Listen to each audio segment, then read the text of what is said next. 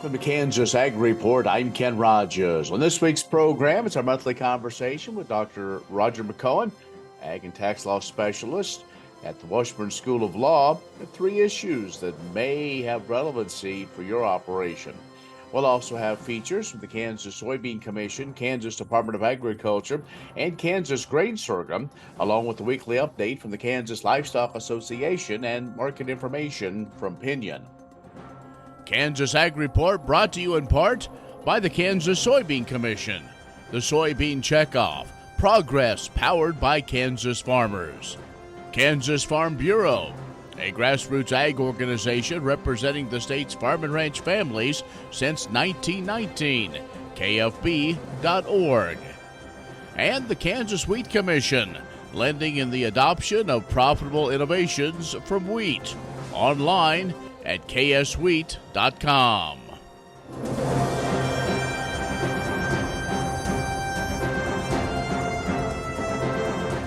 In agricultural news, USDA released the June planted acreage estimate report. It shows nationally that corn planted area in 2023 estimated 94.1 million acres, up 6%, or 5.52 million acres higher than last year. That is the highest planted acreage in the U.S. since 1944. Soybean planted area in 2023 estimated 83.5 million acres, down 5% from last year, and the all wheat planted area estimated at 49.6 million acres. That's up 9% from last year.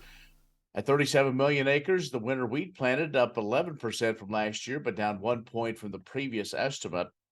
Of that breakout, now 25.7 million is the hard red winter wheat varieties, 7.66 million acres soft red winter wheat, 3.68 million acres of white winter wheat. All cotton planted is estimated 11.1 million acres, down 19% from last year. The Kansas numbers look like this. Kansas producers planted 5.5 million acres of corn this year, unchanged from a year ago. Of those, 95% planted with biotech varieties, up 1 point from 2022. Now, the area to be harvested for grain estimated at 5.1 million acres. That's up 15% from a year ago. Soybean planted acres estimated at 4.25 million acres. That's down 16% from last year. Of these, 93% planted with genetically modified herbicide-resistant seed, down 3 points from 2022. Now, producers expect to harvest 4.2 million acres. That's down 13% from a year ago. Sorghum planted for all purposes estimated at 3.3 million acres, unchanged from the previous year. Area to be harvested for grain estimated at 3.05 million acres, up 13% from a year ago. Oil sunflowers planted 26,000 acres, down 19% from last year. Harvested 24,000 acres predicted. That's down 14% from a year ago. Non-oil sunflower planted area estimated 12,000 acres, up 20% from last year. Harvested area about 11,000 acres, up 29% from last year. Oats planted for all purposes estimated 135,000 acres, up 23% from last year. The area to be harvested for grain about 25,000 acres, unchanged from what we saw a year ago. The alfalfa acreage to be harvested for dry hay, 680,000 acres, up 3% from a year ago. Other hay to be cut for dry hay, estimated at 2 million acres, up 3% from a year ago. The cotton acreage in Kansas planted 170,000 acres, up 3% from a year ago. The winter wheat planted in Kansas for the fall totaled 8.1 million acres, up 11% from the previous year. Harvest area expected to be 6.5 million acres, down 2% from last year. And canola acres planted 3,000, down 67% from last year. The area to be harvested about 2,500 acres, down 64% from last year. And the growing season has resulted in more than usual discussion regarding wheat management in Kansas. And according to K-State Research and Extension, that conversation continues, and think about what happens when the crop canopy gets removed. Weeds that have been suppressed by the canopy will grow rapidly once crop competition is removed. In addition, weeds that have emerged through the wheat canopy will be damaged during harvest, but quickly will begin regrowth. Now, delaying control can result in lost soil moisture that can be used in crop production as well as in weed seed production. That could cause some difficulties in the future. So they say when thinking about weed control in wheat stubble, there are two priorities. controlling already emerging weeds, then preventing later flushes. So making applications before weeds exceed 4 to 6 inches is necessary for good control of already emerged weeds. Residual herbicides are needed to reduce the number of herbicides applications needed to control the multiple flushes of weeds. Now, despite a growing number of herbicide-resistant weeds, glyphosate plus 2,4-D-LBE and or dicamba continue to be important for weed control and weed stubble. But these herbicides alone, they say, are not likely to provide adequate control of pigweed and kochia, especially when applied in the hot, dry conditions that are common after wheat harvest. More coming up in a moment. The Kansas Ag Report brought to you in part by Kansas Grain Sorghum, growers working together. Learn more at ksgrainsorghum.org. Grass and Grain, online or in the mail, keeping Kansas farmers informed for over 60 years. grassandgrain.com.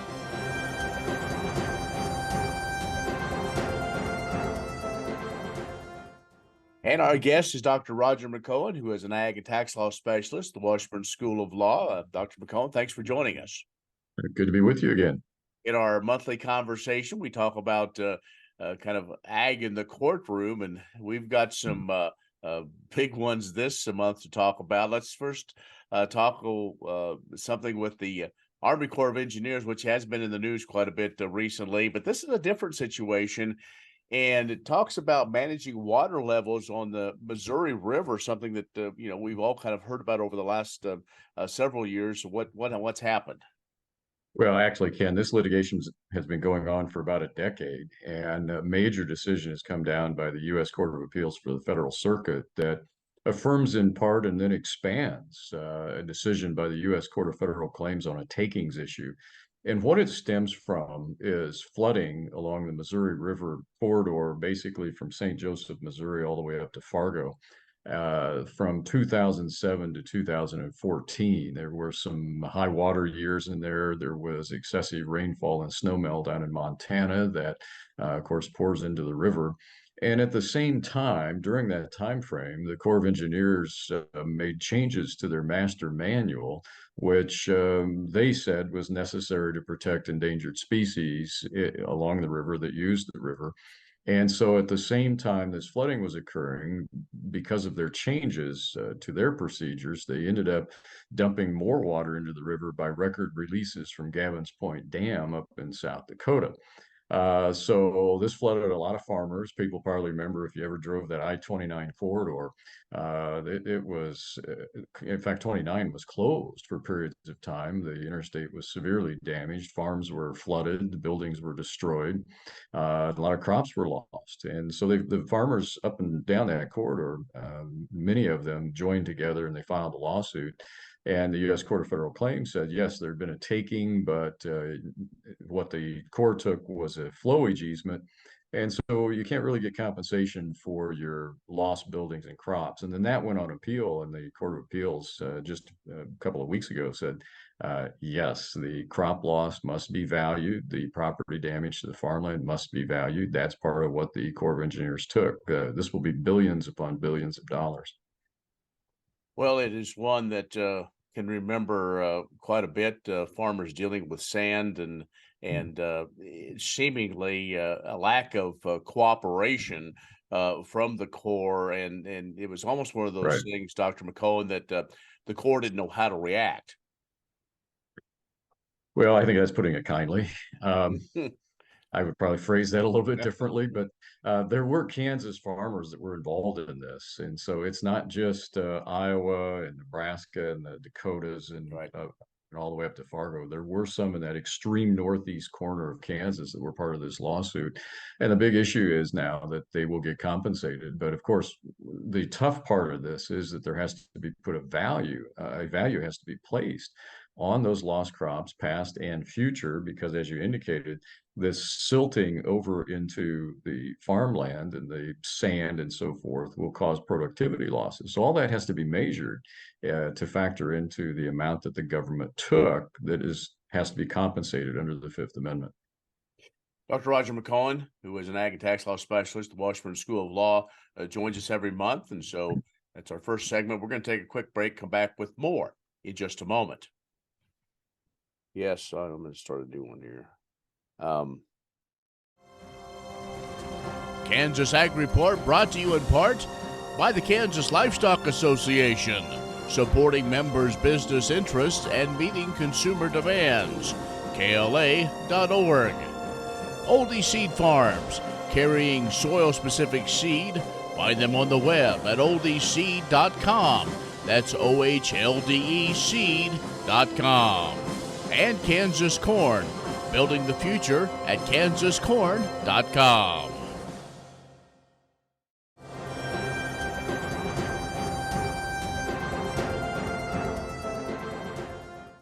And joining us is Dr. Roger McEowen, ag and tax law specialist at the Washburn School of Law. We talk about different things with ag in the courtroom every month, and so we got a couple of more Dr. McEowen to talk about. And one is probably it probably happens more than you think. And this is one, a farmer sued because he had a growing crop he couldn't get to, and the state seemingly drug their feet in getting this obstruction cleared up. Yeah, indeed, that was his complaint. He had this wheat field, and it would naturally drain into a roadway ditch that flowed under a bridge. But because of siltation and debris that had built up in that ditch, it got stuck at the bridge and couldn't flow through. And so the water, after several days of heavy rainfall, backs up into his wheat field, and now his wheat is inundated, won't drain. So he goes to the state.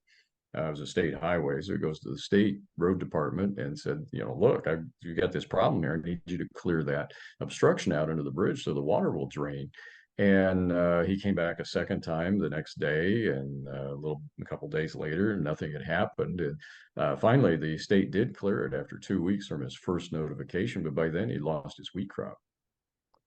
Right. Well, those are ones that it is sometimes a tough call because, it's if you have debris, who's really responsible for that? If it's say it came from upstream, but still, most of the time, I would guess, at least maybe here in the Great Plains, attitudes may be a little different, maybe than some of the parts of the country. Is that maybe the way it is, or simply a matter of other priorities took the state away from doing something like this? Well, see, that's what his complaint was, that they should have acted more quickly, and that's what the state's response was. Is they said, "Look, we had people committed elsewhere. We had our equipment committed elsewhere. We got to you as soon as we could.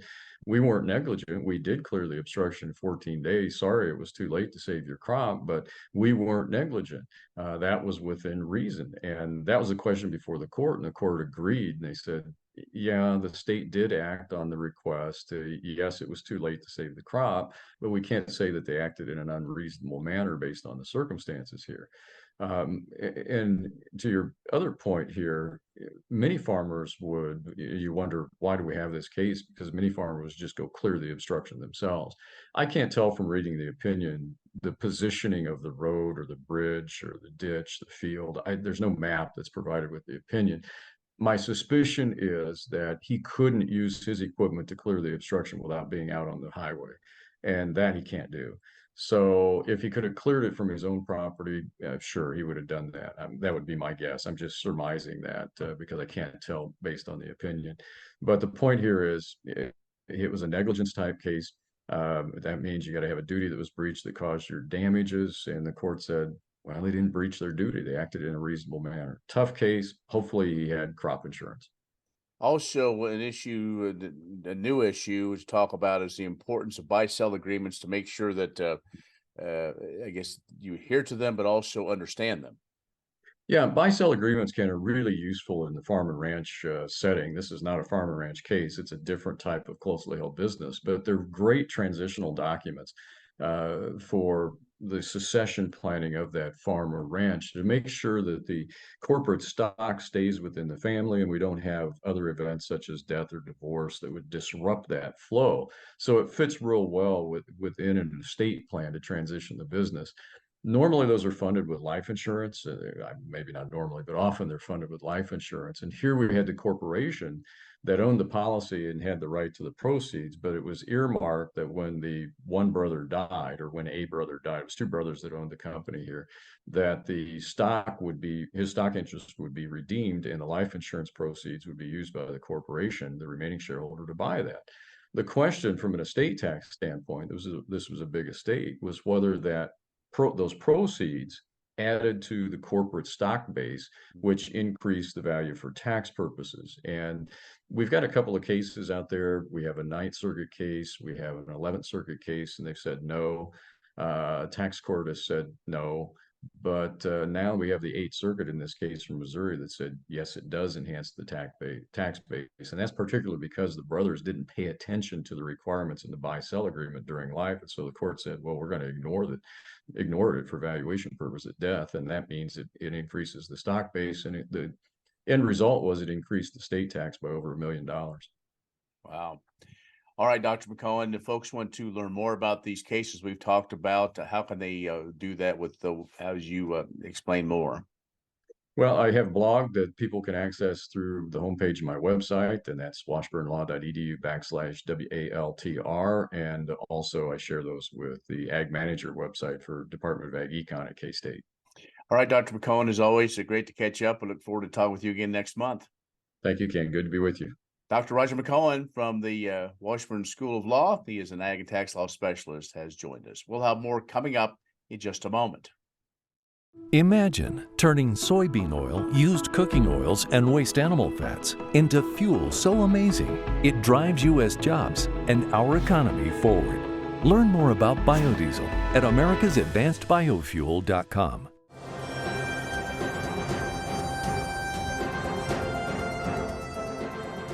Kansas soybean farmers produced 132.3 million bushels of soybeans in 2022.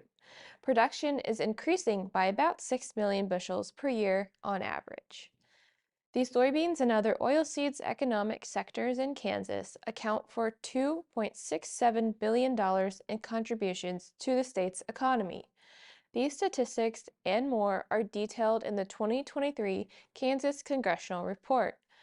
Every summer, interns in the Kansas Soybean Office are tasked with preparing this report of agriculture's economic contribution to Kansas based on the previous year's data. The report is then presented to congressional representatives in Washington, D.C. Findings in the report examine production quantity, value, and national standings for various agricultural commodities. Nationally, Kansas ranked 11th for soybean production. The top 5 counties for soybean production were Brown, Marshall, Washington, Republic, and Nemaha counties. With an average annual price of $14.40 per bushel, soybean production accounted for about 20% of the total crop production value in the state, behind corn and wheat. Soybeans also played an important role in feeding the livestock raised in Kansas, with nearly 8 million bushels of soybeans consumed on pork farms alone. The state ranked 11th for swine inventory. Kansas ranked 3rd nationally for cattle and calf production.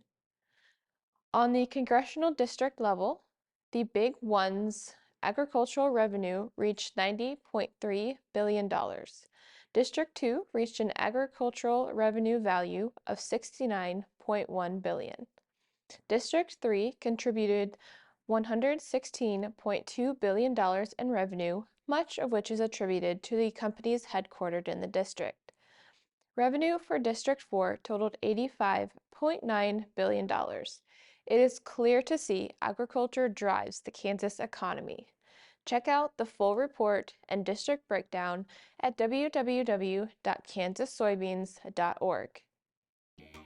The Kansas Wheat Innovation Center in Manhattan is rediscovering ways to get improved varieties and new genetics in the hands of farmers faster. Grower-led and checkoff-funded research initiatives are bringing about positive change. This grassroots leadership provides a strong voice in Topeka and Washington, D.C. Now is the time to partner with Kansas Wheat in moving wheat forward. Kansas Wheat Commission and Kansas Association of Wheat Growers. Farmers investing in their future and yours. Log on to rediscoverwheat.org.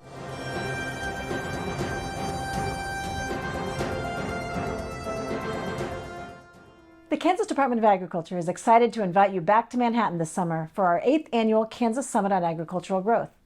The 2023 Ag Growth Summit will be held as an in-person event with an emphasis on opportunities for discussion and networking.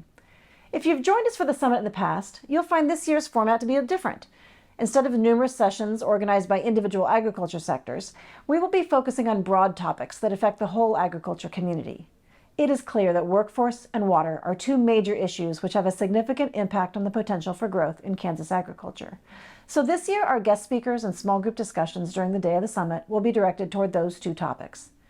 In addition to the main summit on Thursday, August 17th, you're invited to come to the social on Wednesday, the evening before the summit, which has become a favorite event for many across the Kansas agriculture family. All farmers, ranchers, agribusinesses owners, and industry professionals are welcome at the Ag Growth Summit. If you're committed to working for agricultural growth in Kansas, we need your participation and your input. There's no cost to attend either the summit or the social, but it is important to register so we can provide enough meals and materials for everyone who's coming.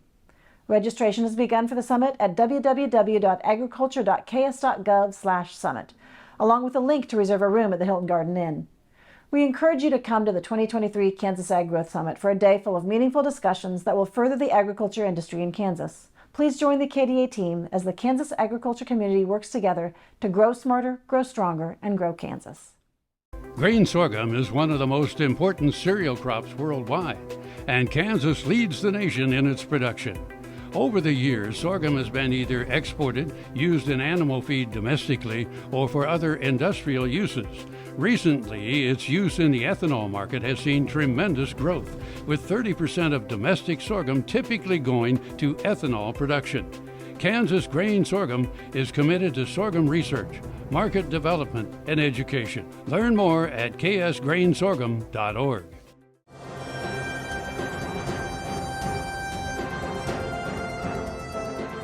Maddie Meyer, Director of Programs for Kansas Grain Sorghum here, bringing you the latest updates on the sorghum industry in Kansas.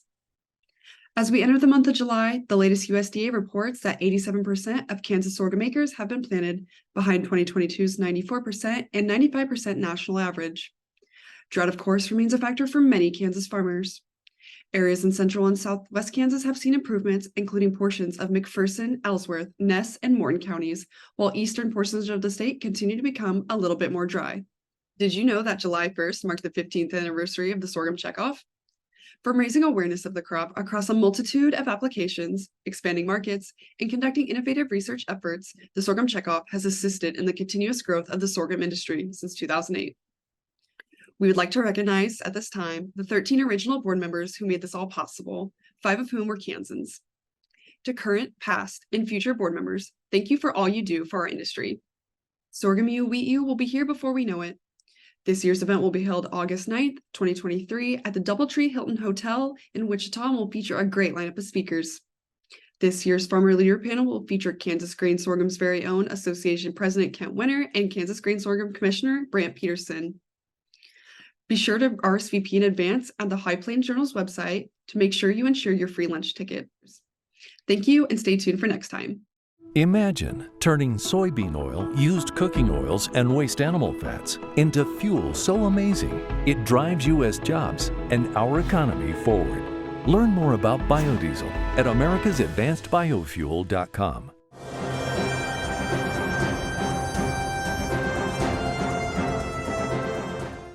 The Biden administration announced 3 proposed rules under the Endangered Species Act that would roll back key improvements made during the previous administration.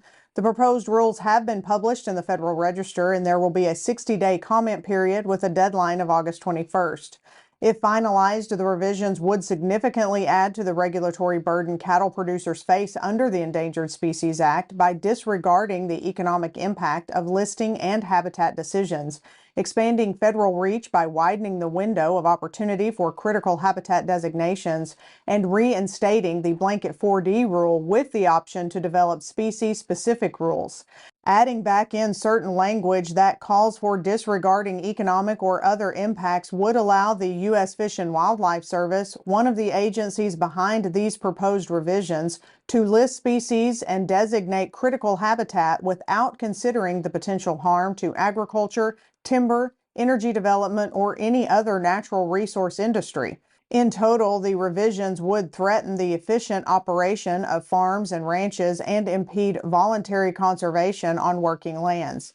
The National Cattlemen's Beef Association has weighed in on each of these regulatory items in the past and will do so again. Kansas Corn reminds you that E15 fuel is the right choice for every kind of driver. For the car enthusiast, E15 has higher octane. For the thrifty driver, E15 is priced lower than regular unleaded. For the nature lover, E15 provides cleaner air. For the shopper who buys local, E15 has more ethanol from our Kansas corn farms. Choose E15 for a higher octane, lower price, cleaner American fuel. Message from the Kansas Corn Commission. Learn more at kscorn.com.